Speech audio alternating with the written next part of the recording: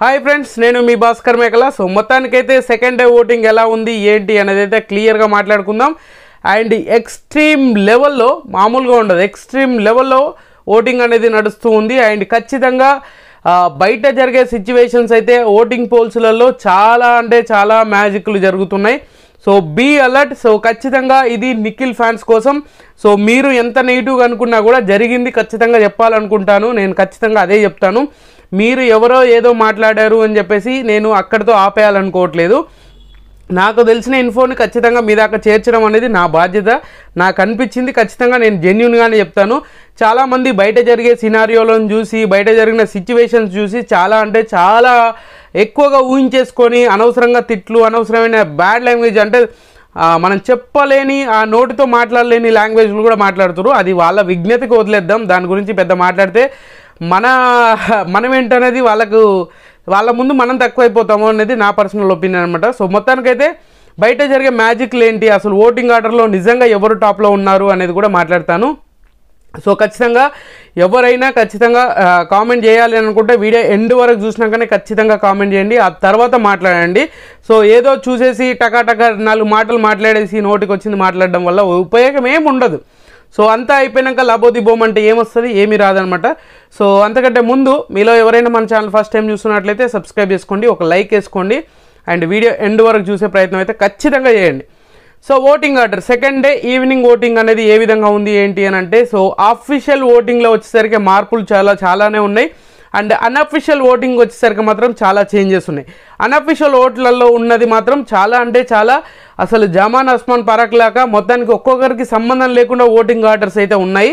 And చాలామంది చెప్తూ ఉన్నారు, ఇంకా వాళ్ళ గురించి ఎందుకులేండి, ఇప్పుడు వేరే రివ్యూవర్స్ గురించి మాట్లాడాల్సిన అవసరం లేదు, మనది మనం క్లారిటీ ఇద్దాం అనేది ఫిక్స్ అయిపోయినాను అనమాట.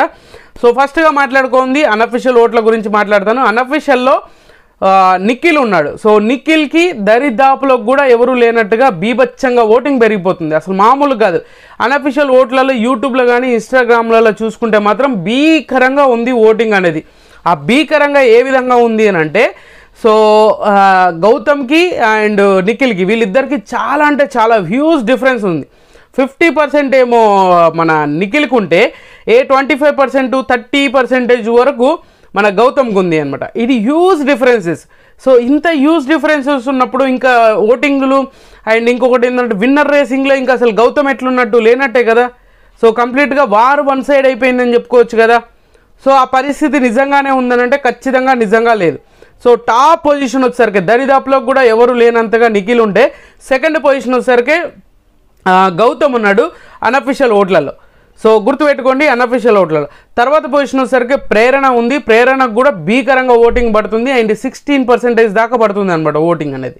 సో 14% మార్నింగ్ వరకు చూసుకున్నా, ఇప్పుడు 16% వరకు ఓటింగ్ అనేది బీభత్సంగా పెరిగిపోతూ ఉంది. సో ఇది అన్అఫీషియల్ ఓట్లలో. తర్వాత పొజిషన్ వచ్చేసరికి నబిల్ ఉన్నాడు. నబిల్కి 10% 11% మాత్రమే అన్అఫీషియల్ ఓట్లలో పడుతుంది. And last but the least అంటే 6 to 7% మధ్యలో అవినాష్ ఓటింగ్ అనేది పడుతుంది. ఇది అన్అఫీషియల్లో జరుగుతున్న మ్యాజిక్. ఇదే జిమ్మిక్, ఇదే ఏ మ్యాజిక్ షో పెట్టినా ఆ మ్యాజిక్ జరిగిపోతుంది అన్నట్టుగా ఆ విధంగా ఉంది.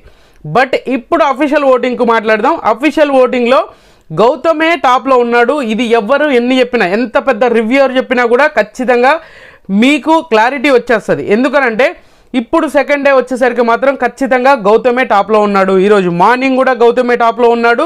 అండ్ మైనర్ డిఫరెన్సెస్ ఉండే, ఇప్పుడు మాత్రం ఖచ్చితంగా చాలా హ్యూజ్ డిఫరెన్సెస్ అయితే ఖచ్చితంగా ఉంది. అది 3-4% డిఫరెన్స్ ఉందంట ఖచ్చితంగా. అఫీషియల్ ఓట్లలో 3-4% ఓటింగ్ అనేది ఖచ్చితంగా ఉన్నది అనేది మనకు తెలిసిన ఇన్ఫో. సో ఇది 100% అంటే మ్యాక్సిమం 95% ఖచ్చితంగా ఇదే జరగబోతుందంటే జరుగుతుంది కూడా. సో ఇది గుర్తుపెట్టుకోండి. నిఖిల్ ఫ్యాన్స్ ఏం చేస్తున్నారంటే అన్అఫీషియల్ ఓట్లలో మా ఊరిని దరిదాపులో కూడా ఎవరు లేరు అని చెప్పేసి ఫిక్స్ అయిపోయి అనవసరంగా కొంచెం దాన్ని ఏమంటారు డీలే చేస్తున్నట్టుగా అనిపిస్తుంది. అన్అఫీషియల్ ఓట్లలో గుర్తుపెట్టుకోండి జరిగే సిచ్యువేషన్ ఏంటంటే, ఇప్పుడు మీరు యూట్యూబ్ చూస్తూ ఉన్నారు. సో సీరియస్గా మాట్లాడదాం. యూట్యూబ్ చూస్తూ ఉన్నారు, సడన్గా మీకు ఒక పోల్ అనేది వచ్చింది. మీకు నచ్చిన కంటెస్టెంట్ ఉన్నాడా లేదా, అరే వేద్దాము అని చెప్పేసి ఒక క్లిక్ చేస్తారు, అక్కడితో అయిపోతుంది, ఒక ఓటు పడిపోతుంది. సో అలా ఎంతమంది చేస్తున్నారు, మ్యాక్సిమం ఒక 50% పడ్డా కూడా 50% ఖచ్చితంగా పడుతుంది. ఎందుకంటే స్క్రోల్ చేస్తూ ఒకసారి క్లిక్ చేస్తున్నారు. ఇదే జరుగుతుంది ఇక్కడ. మీరు కావాలంటే చూడండి, నిజంగా ఆడియన్స్ పాయింట్ ఆఫ్ వ్యూలో మీరు ఖచ్చితంగా ఆలోచించి విన్నరు రన్నరు అనే దాని మీద బేస్ చేసుకొని ఆపోజిట్ వేలో ఒక్కసారి పోల్ పెట్టండి, మీకు క్లారిటీ వచ్చేస్తుంది. ఎందుకనంటే అంత వ్యూస్ డిఫరెన్సెస్ అనేది ఉంటాయి. టకా క్లిక్ చేసే వాళ్ళే ఎక్కువ మంది ఉంటారు, అక్కడ దెబ్బడిపోతుంది. నిఖిల్ ఫ్యాన్స్కి అదే మెయిన్ మైనస్ అయిపోతుంది. సో అది చాలా అలర్ట్గా ఉండాల్సిన విషయం. ఎందుకంటే అఫీషియల్ ఓటింగ్లో మాత్రం డిఫరెన్సెస్ చాలా ఉంది. ఇప్పుడు అందరూ చెప్తున్నారు ఏంటి అని అంటే మ్యాక్సిమం 90% కాదు 95% పీపుల్ ఖచ్చితంగా నిఖిల్ విన్నర్, నిఖిలే టాప్లో ఉన్నాడని కూడా చెప్తున్నారు. ఇది నిజంగా జెన్యున్గా చెప్పాలి అని అన్న వాళ్ళు కొంతమంది దాన్ని చెప్పలేకపోతున్నారా ఏమో తెలియదు. కానీ సో అఫీషియల్ ఓటింగ్లో గౌతమే టాప్లో ఉన్నాడు. ఇది ఎవరు ఎన్ని చెప్పినా ఎవరు ఏమనుకున్నా కూడా పర్లేదు, నాకు చెప్పాలనిపించింది ఖచ్చితంగా, నాకు తెలిసిన ఇన్ఫో ఖచ్చితంగా చెప్తాను. 3-4% డిఫరెన్స్ వస్తుందంట. సో గుర్తుపెట్టుకోండి, 3-4% నిఖిల్ కంటే గౌతమ్కి టాప్ పొజిషన్లో ఉన్నాడంట. సెకండ్ పొజిషన్లో వచ్చేసరికి నిఖిల్ ఉన్నాడు, అండ్ థర్డ్ పొజిషన్ వచ్చేసరికి మాత్రం నబిలే ఉన్నాడు. సో నబిల్కి ఆ ఫోర్త్ పొజిషన్ కూడా చాలా హ్యూజ్ డిఫరెన్సెస్ ఉందనంట. సో మరీ తక్కువ డిఫరెన్సెస్ కాదు, హ్యూజ్ డిఫరెన్సెస్ ఉంది అనేది క్లియర్గా తెలుస్తుందనంట. బట్ నిఖిల్కి గౌతమ్కి 4% డిఫరెన్స్, అంటే నిఖిల్ కంటే 4%, 3-4% గౌతమ్కి ఎక్కువ ఉంది. అండ్ నబిల్కి గౌతమ్కి మధ్యలో కూడా 6-7% డిఫరెన్సెస్ ఉందంట. 6-7% డిఫరెన్సెస్ ఉందంట. సో నిఖిల్కిను అండ్ నబిల్కి. సో ఇక్కడ ఇంకొక విషయం ఏంటంటే, ఇప్పుడు నబిల్కిను అండ్ ఫోర్త్ పొజిషన్లో ఉన్న ప్రేరణ ఫోర్త్ పొజిషన్లో ఉంది. మనకు అన్అఫీషియల్ ఓటింగ్లలో ఎక్కడ చూసినా కూడా థర్డ్ పొజిషన్లో ఉంటుంది. థర్డ్ పొజిషన్ అనేది మనకు కూడా అర్థమైపోతుంది.